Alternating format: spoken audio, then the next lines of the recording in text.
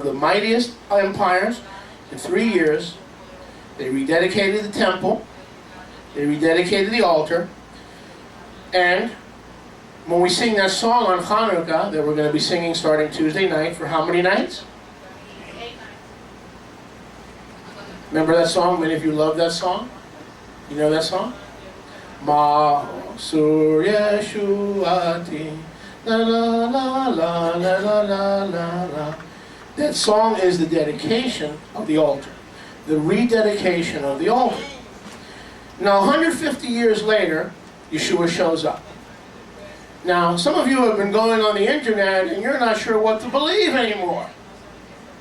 The reason you're not sure what to believe anymore is we don't want to exchange some Christian paganism for Jewish paganism. We came out of Christian paganism. We certainly don't want to replace Christian paganism with a new brand and a new variety of Jewish paganism.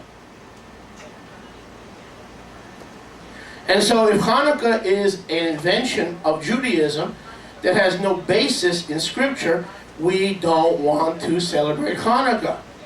Daryl, we don't want to celebrate Hanukkah. If that's the case. 2 points. Point number 1, Yeshua didn't celebrate Christmas.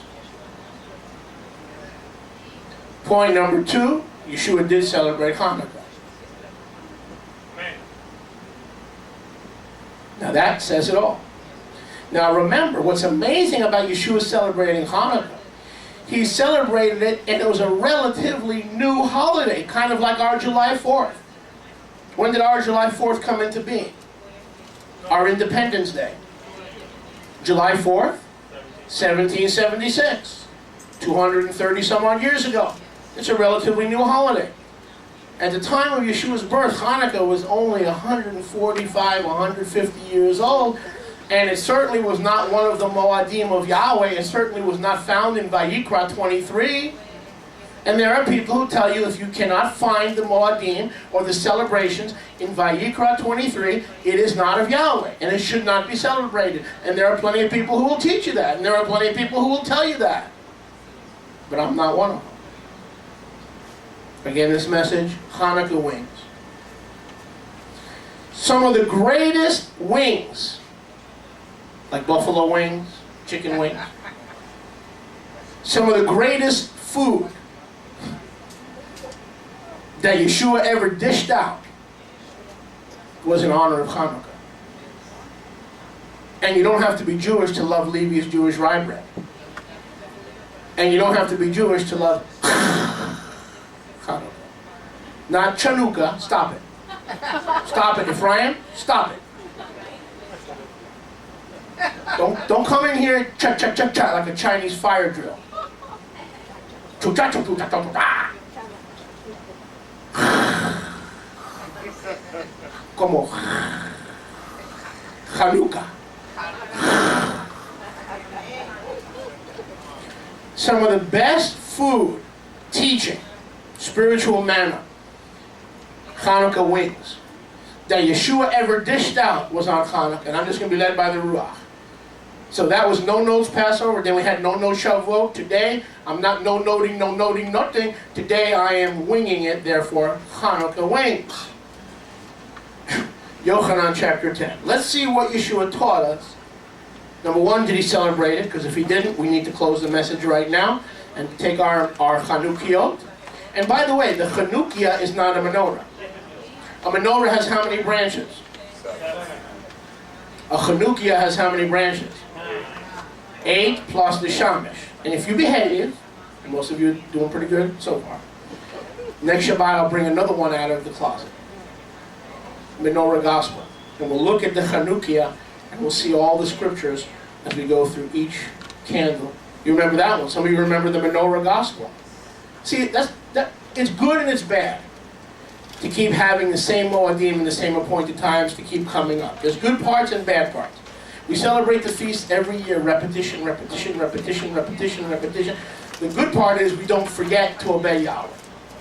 The bad part is there's not much new you can, when Yom Teruah comes around next year, what's new about Yom Teruah? Very little to come up with new material, you understand? Maybe that's not the point. Maybe the point is not to come up with new material, but to remember and rehearse and prepare for the coming of Yeshua. Amen.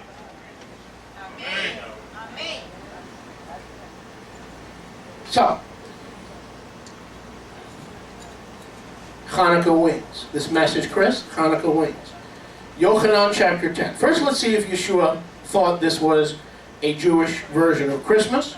Because when I was growing up, they told me, well, you know, the Goyim have the Christmas, and the Jews, you know, they get very jealous. You definitely don't want to run into anybody with a bad case of Jewish jealousy. Trust me. Run. So you know, the little Jewish boys and the little Jewish girls saw all the Goyim getting presents, and they got jealous. So we were told, don't worry, Levi, don't worry, you got nothing to worry about.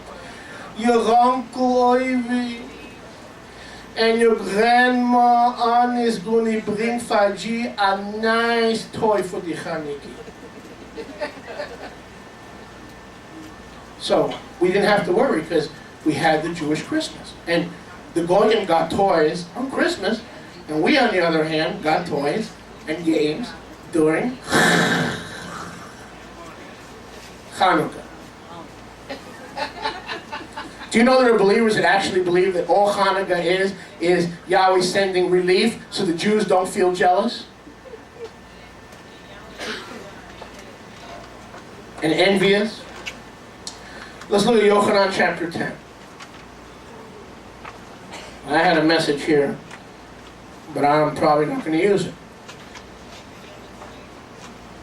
Yochanan 10, 22. Yochanan, John. Please turn to the Gospel of St. John. Please don't turn to Yochanan, honey. Yochanan, chapter 10, verse 22.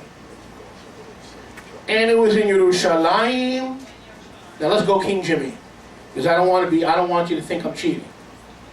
Okay, turn to your neighbor and say, he doesn't cheat. I'm going to go with King Jimmy. I can go with Reina Valera. How's that sound? It was Hanukkah. No, it doesn't say that. It was what? Let's look at verse 22. Yochanan, John 10, 22.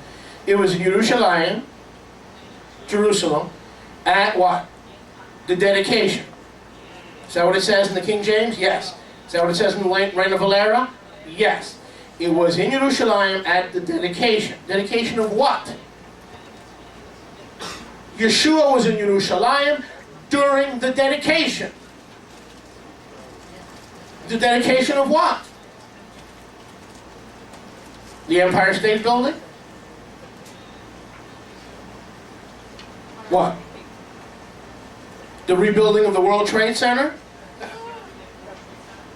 What was he doing in Yerushalayim at a celebration of dedication?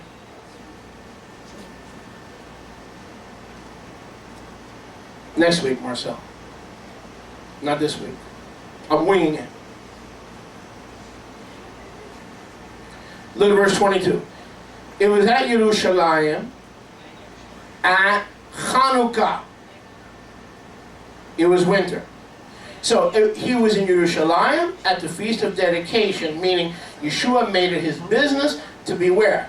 In Jerusalem at the Feast of Dedication, and it was winter. In case you needed to narrow down some more, it was when? Winter. We don't know it here, but anywhere else in the world that's not the southern part of the United States, they know Hanukkah comes in winter. They know the Feast of Dedication comes in winter. Can I hear a good amen? Amen. Baruch Hashem Yahweh. And now the scriptures nail it down even more. During the Feast of Dedication, Yeshua was in Yerushalayim. It was winter, verse 23, and Yeshua walked where? In the Beit HaMikdash, where? In Shlomo's porch.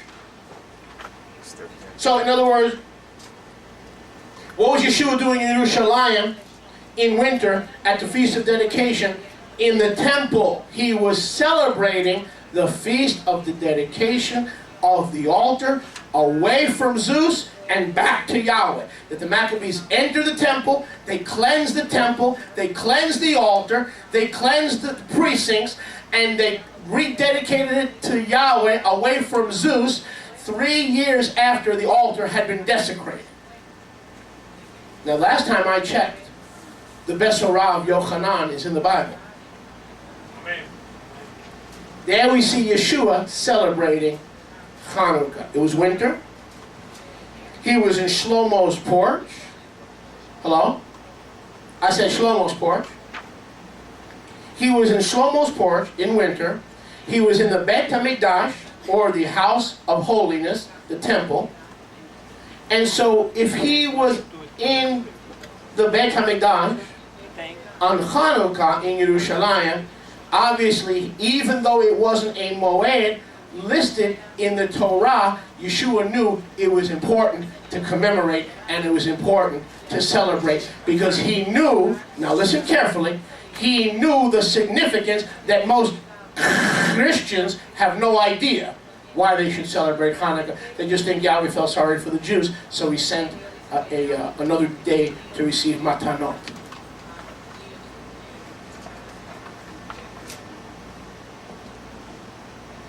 Why was it important for Yeshua to celebrate Hanukkah? Many reasons, but let's focus in on one reason.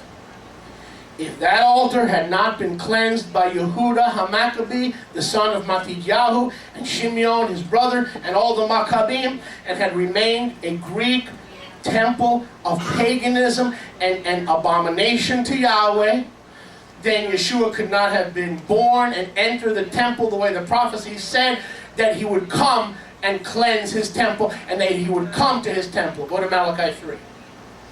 Chanukah Wings. Winging it on Chanukah in preparation.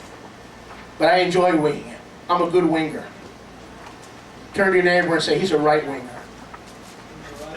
He's a right winger. Really? Malachi chapter 3. Oh boy. Todah Rabba Yahweh. I said Todah Rabba Yahweh. Give me a page. Malachi. Page. Todah Rabba. 519.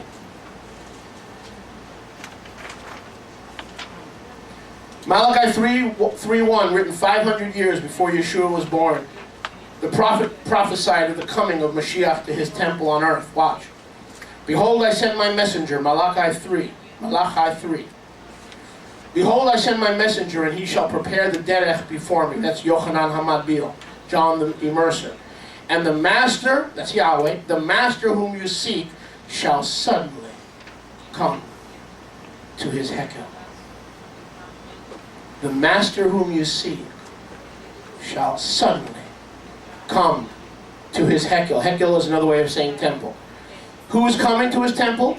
The master Yahweh himself, even the messenger of the Brit, even the messenger of the renewed covenant, the one you delight in. Behold, he shall come, says Yahweh Tzavaot. Now, if that temple was not rededicated, away from paganism and away from Zeus, Yeshua would have never entered that abomination of desolation. He would have never entered that temple that was defiled. In order to say that Yahweh Tzvaot would come to his own temple, the temple had to be taken back from Zeus and Hellenism and Syrian Hellenistic culture and rededicated back to Yahweh, the Father of our Mashiach, Maria Yeshua HaMashiach.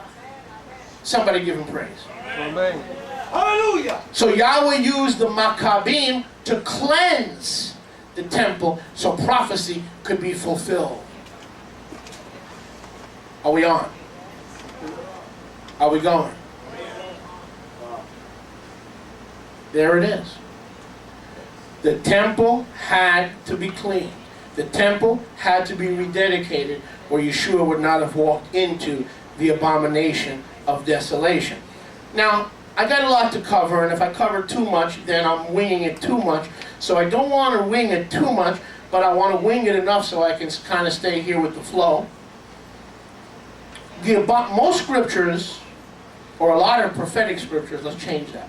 A lot of prophetic scriptures have a dual prophecy or a dual application. There's the immediate historical application, or the immediate historical context, and then there is the end time application. For instance, Daniel 9:24 through 27. We don't want to turn there because we're going to get caught up. In Daniel 9:24-27 it says, he will cause the sacrifice to what? Cease on the altar and spread the abomination. Was that fulfilled? Yes, at Chanukah. People who say Chanukah is not in the Bible don't know their Bible. Either that or they're using the Quran. One of the two. So Chanukah is mentioned at least 3 times. Daniel 11, Daniel 9:24 through 27. When it talks about the altar being defiled and the sacrifices stopping.